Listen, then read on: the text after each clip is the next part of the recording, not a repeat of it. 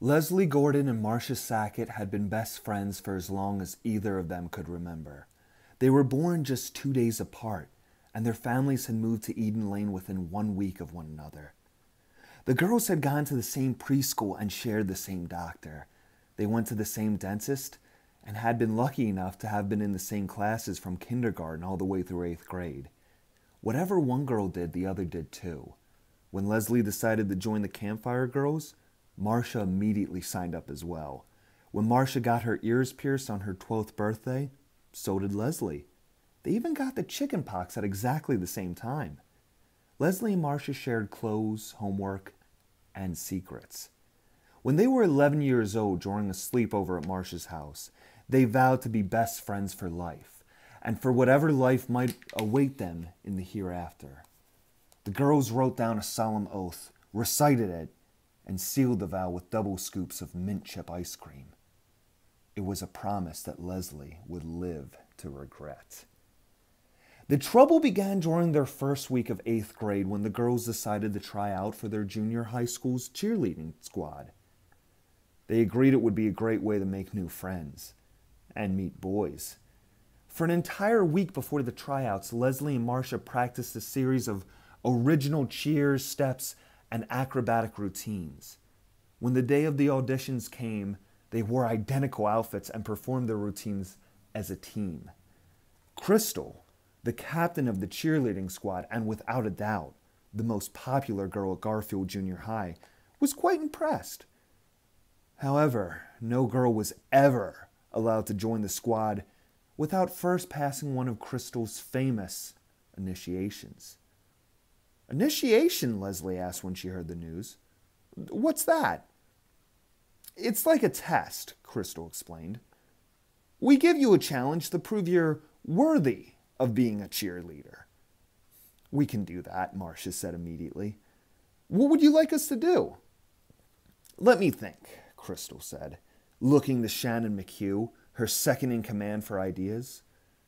Crystal's recent initiations had included doing a week's worth of homework for the current squad members, polishing their bicycles, and taking them all out for pizza. Once, when she was feeling particularly nasty, she made a would-be cheerleader shave her head before making the squad. This did not go over well with the girls' parents, nor with the school administration. "Make them clean our bedrooms," Shannon suggested. Crystal shook her head. "Too easy."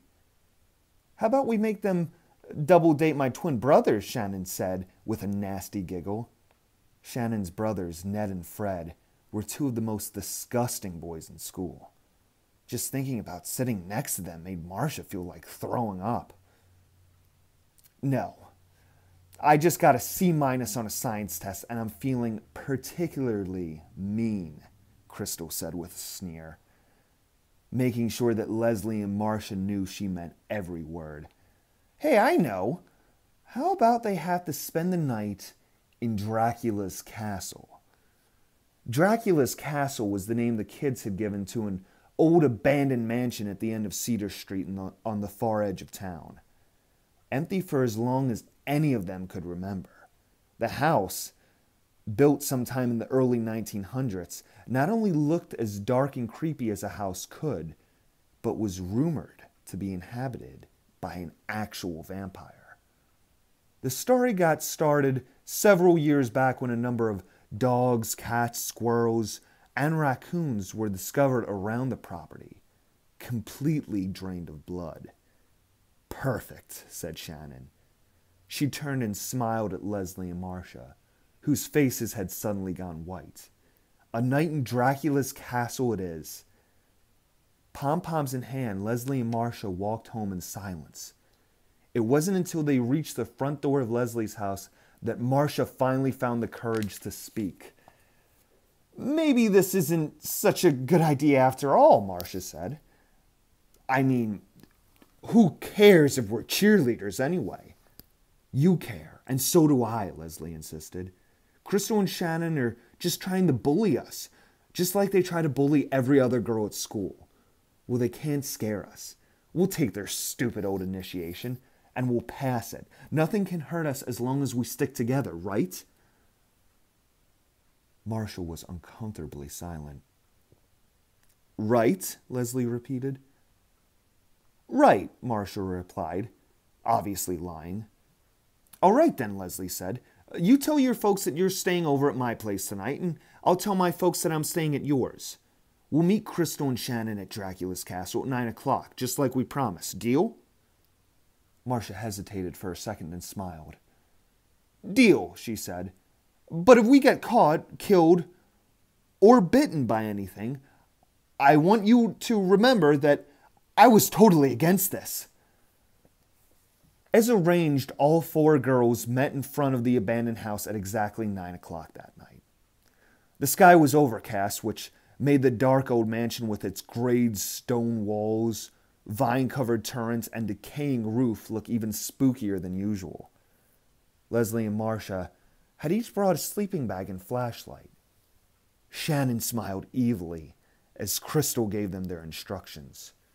You both have to stay in the house until 7 o'clock tomorrow morning, the squad captain explained.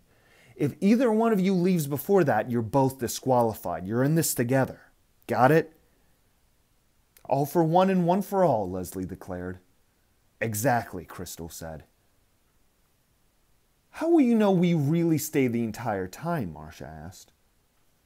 Crystal pointed to a house in the middle of the next block.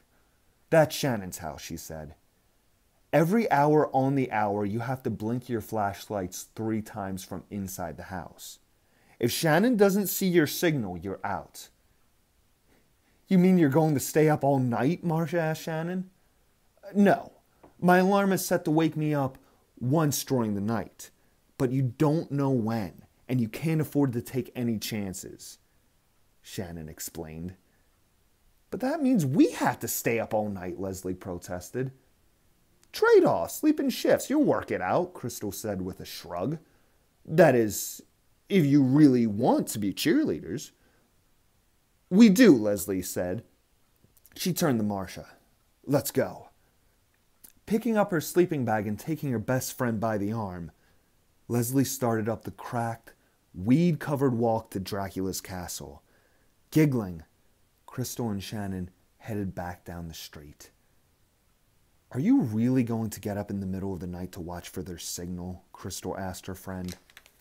No way, Shannon scoffed. But they don't know that.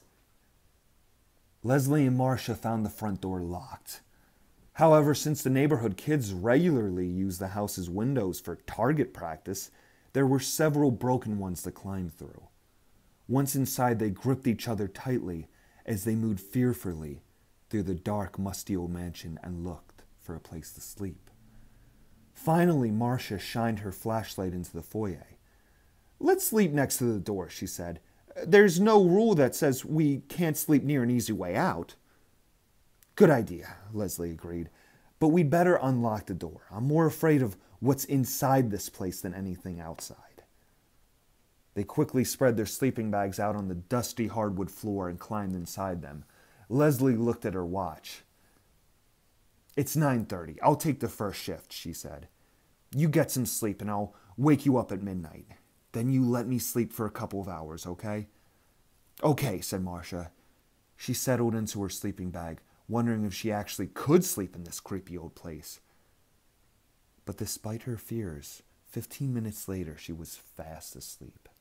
While her friend rested peacefully, Leslie sat upright, her eyes and ears attuned to every creak, groan, and rustle coming from within the musty old mansion.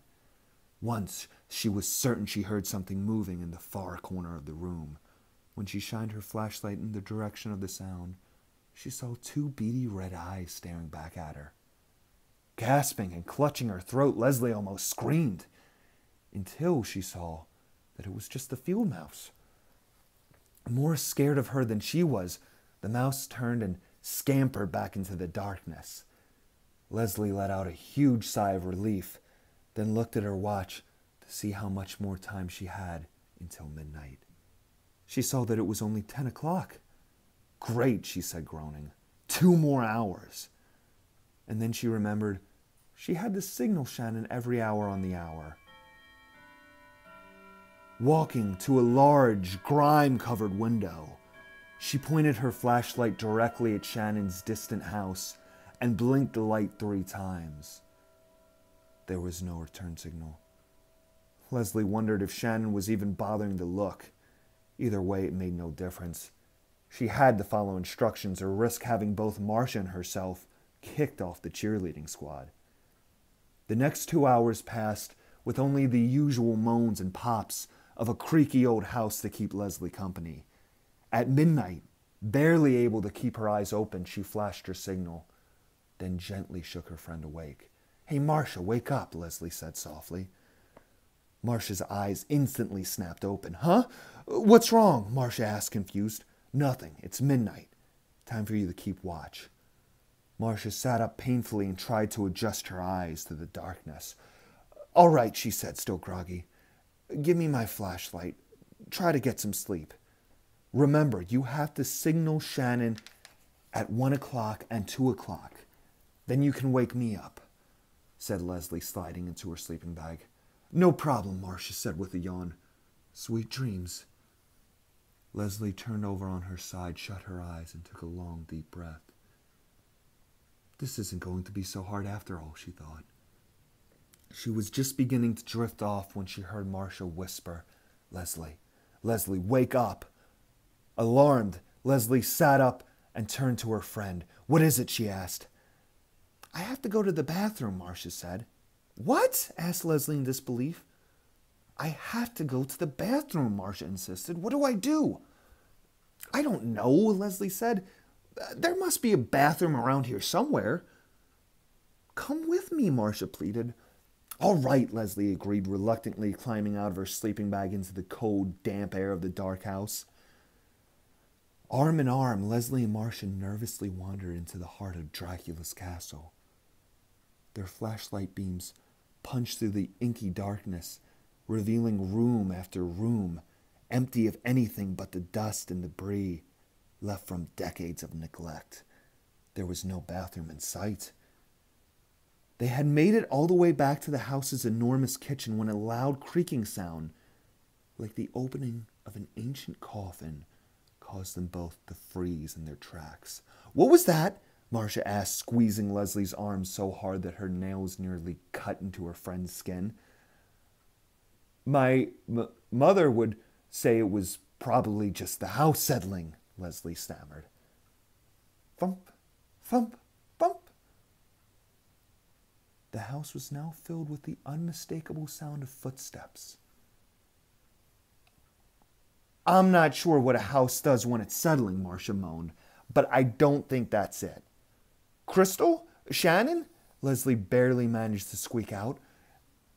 "If you're trying to scare us, it's not going to work." The sound of footfalls ceased, breathing in short, shallow gasps. The girls strained to hear more, but the house remained eerily silent. "Probably just a tree hitting the side of the house," Leslie said. "Right," Marcia agreed. "Probably just a tree." They turned to continue their search, only to find a man standing directly in front of them.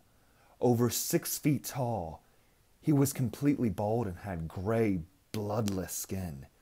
His red, rat-like eyes glistened in the darkness, and when he smiled, he revealed 2 long, snake-like fangs. "You have trespassed on cursed ground," the creature growled, "and now you are mine." The vampire's breath was strong and foul, like the smell of a rotting corpse. His entire body carried the stench of death. Locking eyes with the vampire, Leslie and Marcia screamed with all the power in their lungs. Then they turned and bolted, racing headlong for the front door. Leslie was the first to get there. Not even bothering to grab her sleeping bag, she threw open the door, leaped off the porch, and stumbled down the broken walkway to the edge of Cedar Street. Only then did she pause to look back for her friend. "Marcia," she called, turning back toward the evil old house. "Marcia, where are you?" But there was no reply. Marcia was nowhere to be seen. For a brief moment, Leslie considered returning to the mansion. But she knew that would be suicide. If the vampire had captured Marcia, or worse, he'd have no trouble getting Leslie too. No, she couldn't do this alone. She needed help. She needed to call the police. Shannon's house was the closest, so Leslie raced for it and banged ferociously on the front door. Shannon's father answered. He was naturally surprised to find his daughter's classmate standing on his porch in the middle of the night, babbling tearfully about vampires and missing girls. At Leslie's insistence, the police were called, but a night-long search failed to turn up any trace of either Marcia or the vampire Leslie insisted had abducted her. Leslie was taken home, given a sleeping pill to help her rest, and she remained asleep until the middle of the following afternoon. Days passed. There was no news about Marcia or her fate. An investigation into Crystal and Shannon's initiations was launched. Both girls were forced to quit the cheerleading squad and were suspended from school. Leslie herself refused to go back to school. She barely managed to leave her bedroom, constantly reliving in her mind her experience in Dracula's castle. Then, 5 days after Marcia's disappearance, Leslie was lying in her bed trying to fall asleep when she heard a familiar voice call to her. Leslie. Leslie. A chill ran down Leslie's spine. The voice seemed faint and far away. Could she be dreaming? Leslie, over here, it's me, Marcia. Leslie bolted up in bed and looked around her room. No one was there. Over here, the voice called. At the window. Leslie slowly climbed out of bed, carefully walked to her bedroom window and pulled back the curtain. And then she screamed like she'd never screamed before. Framed in the window, not 2 feet away from her, was the face of her dearest friend in the world, Marcia. She looked gray and bloodless, like the face of the vampire that had ambushed them in the old mansion. And like the vampire, Marcia's eyes glowed with an eerie red light. For a moment, Leslie wondered how Marcia, or what had once been Marcia, had managed to climb up the side of her house to the 2nd floor. And then she realized that Marcia was actually floating in the air outside her window, her body suspended 15 feet above the grass-covered lawn, below by some kind of supernatural forces. Marcia? Leslie gasped in disbelief. Yes, it's me, Leslie. Don't you recognize your best friend? The vampire said in a strange sing-song voice. Aren't you going to let me in? We have so much to talk about. No, Leslie said with a shudder. Go away. You're not Marcia. You can't be. But I am Marcia, the young vampire insisted. And I miss you. Why did you run away and leave me behind? You promised we'd be together forever and ever. But I didn't leave you, Leslie wailed. We were running together. I thought you were right behind me. It's so hard to talk this way, Marcia said, running her pale gray hand over the glass. Open the window and let me in. Leslie almost did exactly that. But then she remembered something. She'd seen in an old horror movie. Vampires can't enter a home unless they're invited in. No, she said firmly, pulling her hand away from the lock. I can't. You're different now, Marcia. Don't you see that? All right, Leslie, Marcia said sadly. I'll go away. For now. And then she smiled, revealing a set of razor-sharp fangs. But I'll be back. We're still best friends, you know. We took an oath to be best friends forever and ever and ever. With a chilling laugh, Marcia turned away and vanished in a cloud of mist. For a long time, Leslie just stood there at the window, terrified that Marcia, or more accurately, the thing that Marcia had become, would return. It was another hour before she found the courage to turn away from the window and climb back into her bed. And it was another hour after that that she finally slipped into a shallow, fitful sleep. As she promised, Marcia did return to Leslie's window the next night, and the night after that too. Throughout high school and college, Leslie's nights were plagued by the ghostly appearances of her undead friend who never aged. Even after Leslie graduated from college and traveled all the way to Australia to make her new home, Marcia followed, always appearing exactly at midnight and always asking to be invited in. After all, Leslie and Marcia had promised to be best friends in life and in whatever life awaited them in the hereafter. And Marcia would never let Leslie forget her promise.